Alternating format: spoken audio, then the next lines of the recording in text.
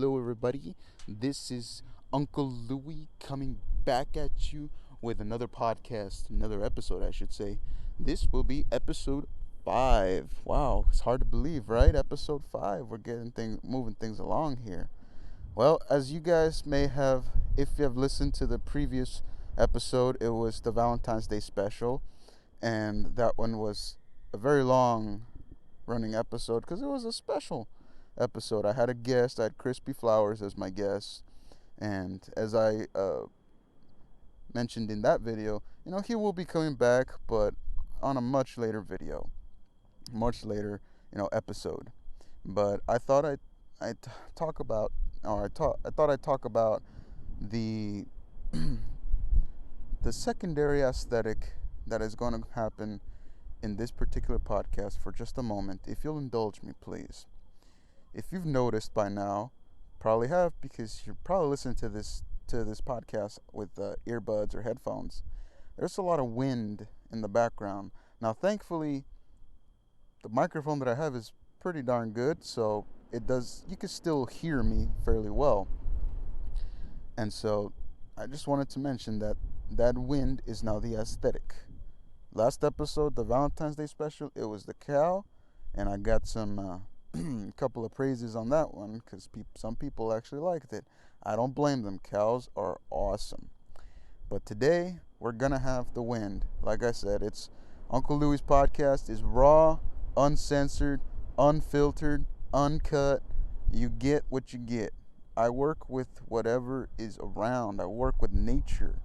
I don't go against it here. And so with that, let's start this podcast. So for this episode, ladies and gentlemen, older ladies, older gentlemen, younger ladies, younger gentlemen, and everybody in between, I thought I'd talk about some of my favorite restaurants to go to. And, this is basically going to be a food related type of podcast.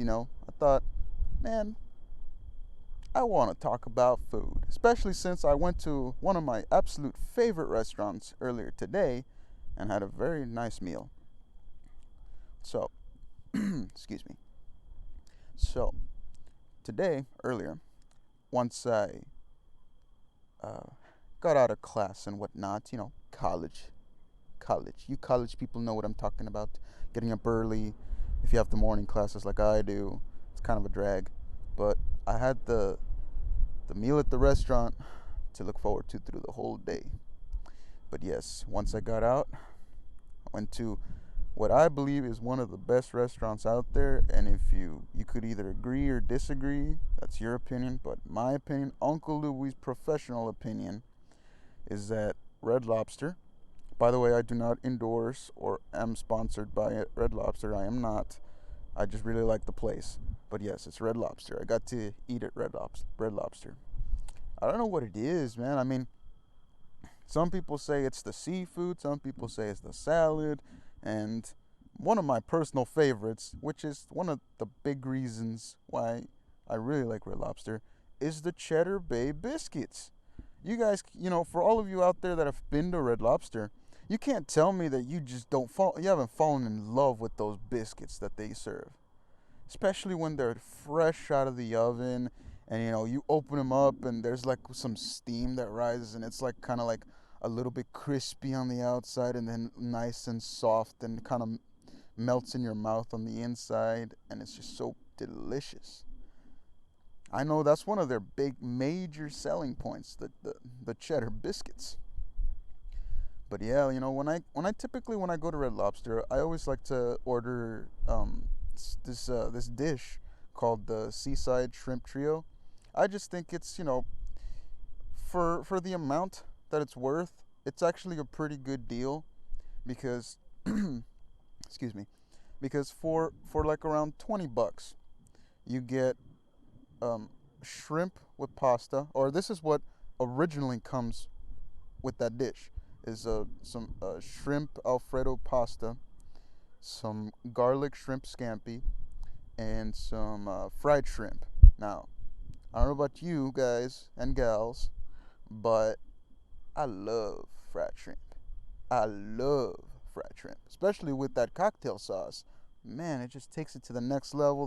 The crispiness of the breading, the crunchiness, the delicious tangy kind of kind of a little bit of a strong flavor of the cocktail sauce. It's just it's magical, magical, magical. One more time, magical. It's delicious, and that's what I had. I'll be honest. I'm not exactly the biggest fan of the garlic shrimp scampi. I mean, I love shrimp, and I love it in all its forms. But if I had to choose, I probably would have gone with an extra order of the fried shrimp. But Uncle Louie is trying not to eat so much fried foods for his health. But yes, it was delicious. I enjoyed it. And I'm not gonna leave out the pasta, the shrimp Alfredo pasta, because it's good, man. It's all good. It's delicious. It's all part of their Red Lobster draw. I mean, let's be real. Food aside, for just a moment, indulge me for this one little moment. Let's just put the food aside for a second and talk about another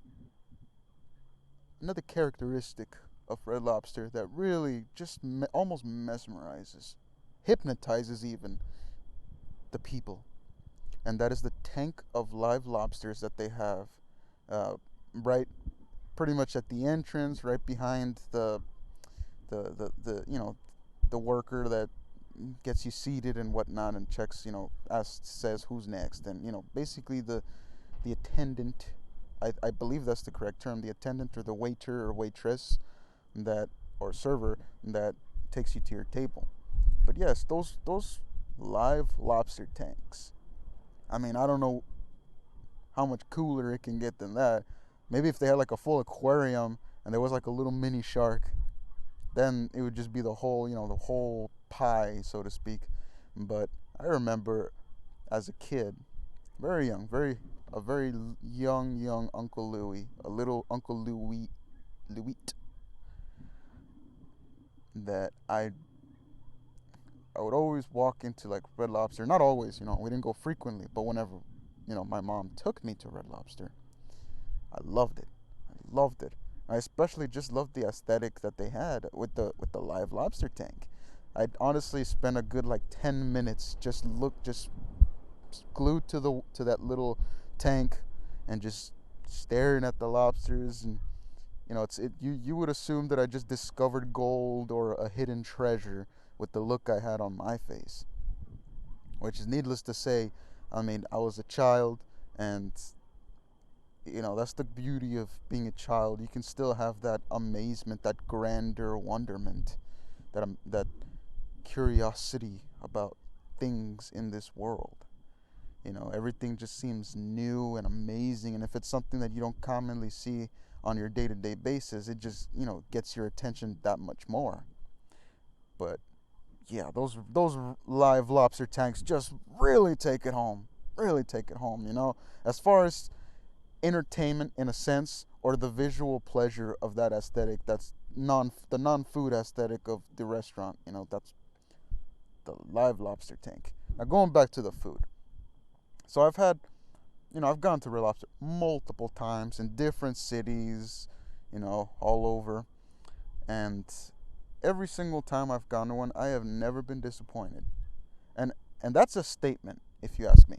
That is a major, major statement, in that typically when it comes to restaurants, even if one's your favorite, you're always there's a high chance that there's at least going to be one single occasion where something's not going to go right, and I mean just not the service itself, but the food.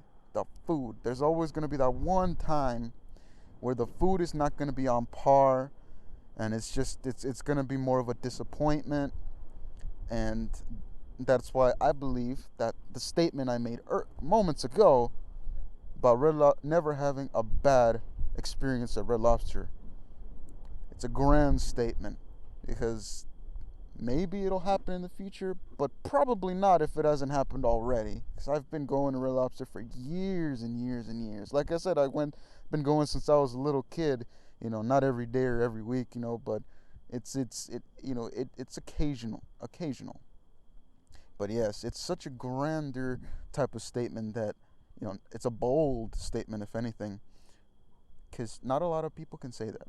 Not a lot of restaurants can actually credit themselves to giving at least one customer the perfect or a good experience every single time, and in different locations of their chain of restaurants.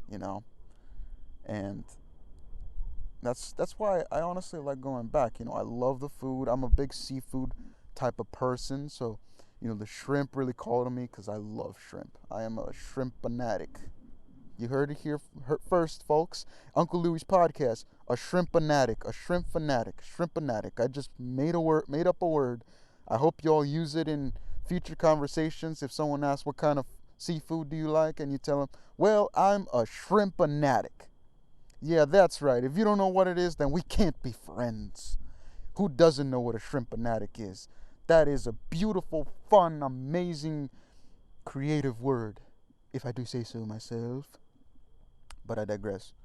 But yeah, I love the seafood, all seafood. It's just there's nothing that I don't like, or at least from the many, many types of seafood I've tried, I haven't found something that I didn't like yet. Because I haven't tried every type of seafood out there. There's so many different seafood in different areas, regions of the world and whatnot. And so, I haven't tried a good lot of them, but I've tried a good amount nonetheless, and I have yet to find something I didn't like. I've had octopus, I've had squid, I've had salmon. I'm a big fan of salmon, very big fan, very big fan. Uh, Rainbow trout or trout in general, tilapia, cod. Just to name a few off my head, oysters, mussels, clams. Let's see what else. Well, obviously shrimp, lobster, crawfish. Any people out there crawfish fans? Uh, cronus. You know what? That'll be the crawfish equivalent of shrimpnatic. Shrimpanatic. Yeah, that'll be the equivalent of shrimpanatic. Cronus. Not as cool, right? You know what? Forget I mentioned that. That's not that cool. Not as cool as shrimpanatic. It just rings in my head. It's catchy. It's catchy. But yes, love seafood. Basic thing. But yeah, I've had good experiences with Red Lobster, as I've mentioned multiple times actually. And so that's why I always enjoy my visits. Just get whatever I feel like eating that day or that occasion, and just enjoy myself. Enjoy myself to the best that I can, because I really love food. It's a beautiful thing, and my compliments to all the cooks out there. Not just from Red Lobster, but from everywhere, who you know on, put in full effort, work in earnest, and prepare all of our foods. From Uncle Louie, I say thank you. And if you are one of my listeners out there, I want you to know that I greatly appreciate your work. Even if I've never been to your place of work or your establishment, I appreciate what you're doing, because you are trying to create a delicious piece of food and make the customer happy. That's what you're doing. And whenever you make something that's delicious, you put a smile on someone's face. You could make their day, you know, really bring it out there, you make food that brings happiness. And that is, I consider that a very beautiful and wonderful thing. But yes, so all you cooks out there, chefs, whatever terminological word you would like to associate yourself with, I say thank you, and I am deeply grateful for all the work you've done. And if I have been to your establishment or have had food that you have prepared, I even more reason for me to appreciate that, and specific thanks for those cooks or chefs that have served me even without knowing it. But yes, and going kind of progressing here a little bit, not just I'm not just a big fan of Red Lobster or just seafood. I'm also a very big fan, kind of keeping with the theme of this podcast, restaurants or, food. I'm a big fan of meat, steak, big fan of beef. If anything, I'm a huge fan of beef. Having that nice sirloin steak or a T-bone steak or a tenderloin, um, fajita. You know, uh, prime rib. I've had that once. Delicious. Expensive though. You know, uh, a lot of meat. A lot of steaks and from different areas. Different parts of the country. I'll say that much. And one of my, at least in around my area, within the vicinity of 100 miles, all around, one of my favorite steakhouses is a place called Texas Roadhouse. I remember, or at least I have some faint memories of the first time I went to Texas Roadhouse. Actually, you know what? I do remember it. So I was going to Texas Roadhouse because, typically I would go to like seafood themed restaurants or or kind of like the buffets, you know. And so, and I was, I always had that in my mind. It's like I want to eat some meat. I want a good, juicy steak. I want to go to a place that serves steak, because you can't.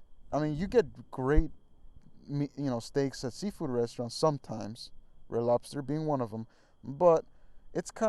I think there's a bit of a quality difference when you actually go to a restaurant that specializes in the steaks themselves. And for me, Texas Roadhouse was one that I've crossed paths with many times, but I've never actually, eaten there.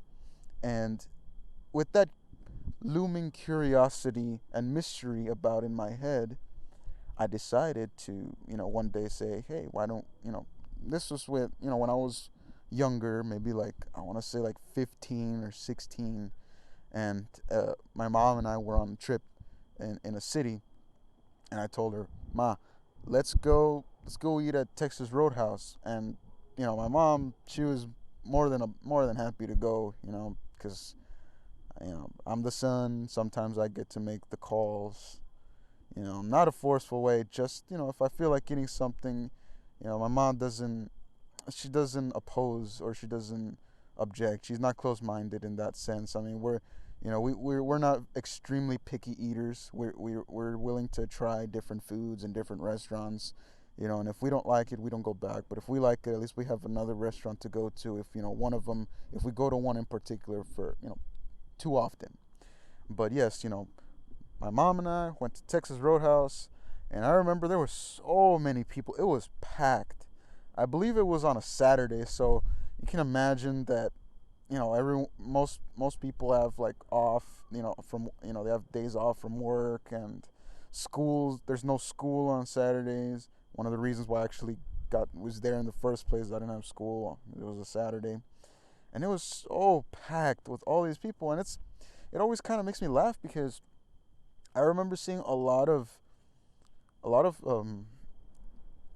gringos, for all you Spanish speakers out there, or white people, or Caucasians, however you want to word them, a lot of them, a lot of those Texans, those southern type of sounding Texans. I'm kind of exaggerating the accent, but they had a bit of an accent, in that style. And it's just, it was all sorts of people, of course, but it was a majority was, the typical white man Texan. And I was just like, wow, this must be really good, a really good place, because there's a lot of people here. Not just the white Texans, but all sorts of people. And they really seemed, and the ones that were eating really seemed to be enjoying their food. So, I kind of was excited already. I was like, wow, I can't wait. But I hated the fact that I had to wait a pretty long time because there was a big line.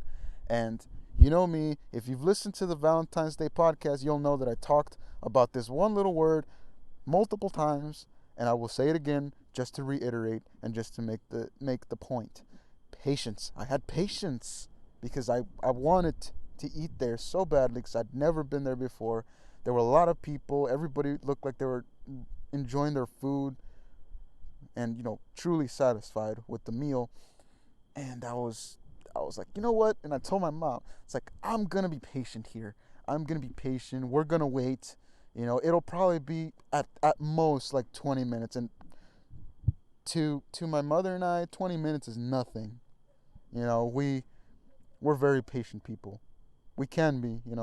We can be extremely patient. And I told her, I really want to eat here, and if it's 20 minutes, that's not a big deal. And when we went up to the server or the hostess, because the women would, in that place, at least the Texas Roadhouse that I went to, they're always women, you know, getting, how many, taking the number of in your party, and taking it to your table, the hostess or waitress.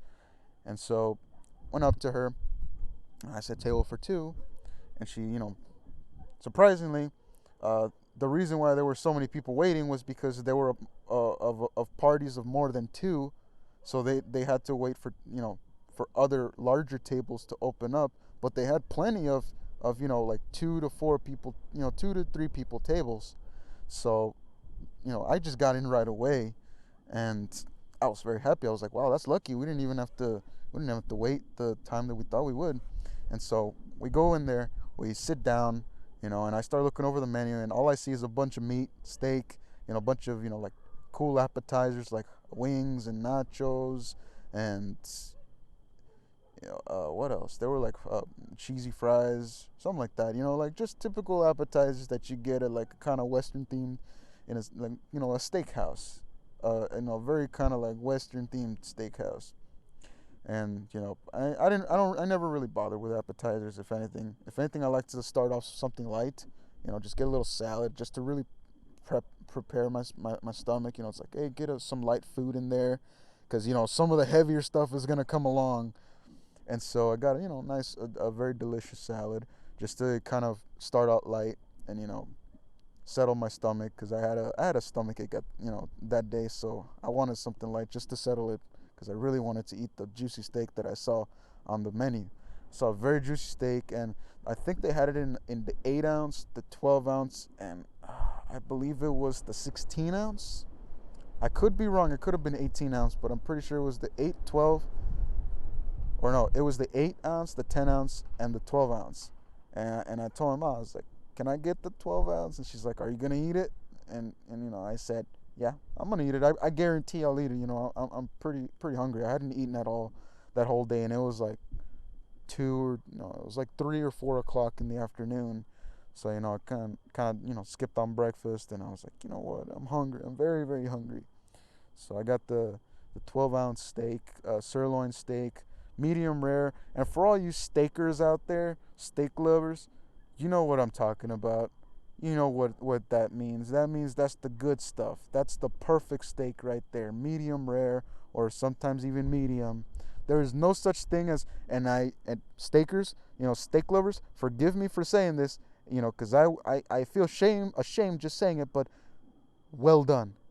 Now, to the true steak lovers' credit, there is no such thing as well done. Well done is an overcooked steak. That's all it is.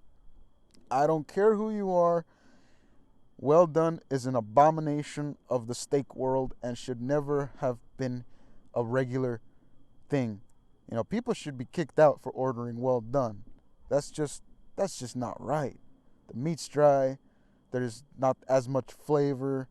It's not even juicy. It's just it pales in comparison to its medium rare counterpart, where you got a good amount of the juiciness factor in there, and it's just, oh, it's so delicious, and it's not overcooked, it's not undercooked, it's just right. So steak lovers, I know I'm one of you. I am one of you. Uncle Louie is one of you steak lovers, the true steak lovers, medium rare, medium sometimes, just depending on my mood. But yes, and so I ordered my medium rare steak, and I got a side of just plain old mashed potatoes. I'm not too big on the cheesy mashed potatoes or anything like that. I like my mashed potatoes plain, and then I just put a bunch of pepper on it, because I'm a big fan of pepper. especially on mashed potatoes. It's delicious and beautiful, and a great addition to a juicy steak. And I believe I had another side too. I think it was some onion rings. There we go. That was one of the appetizers that I did order, onion rings, because I love onion rings. And so we waited, got the salad, finished that, delicious, and a little bit of time passed because they had a lot of orders. It was very packed. And then we finally got our steaks, or at least I got my steak, and my mom ordered something else. But it was I think she ordered some barbecue ribs, or yeah, I believe that's what it was. She ordered some barbecue ribs.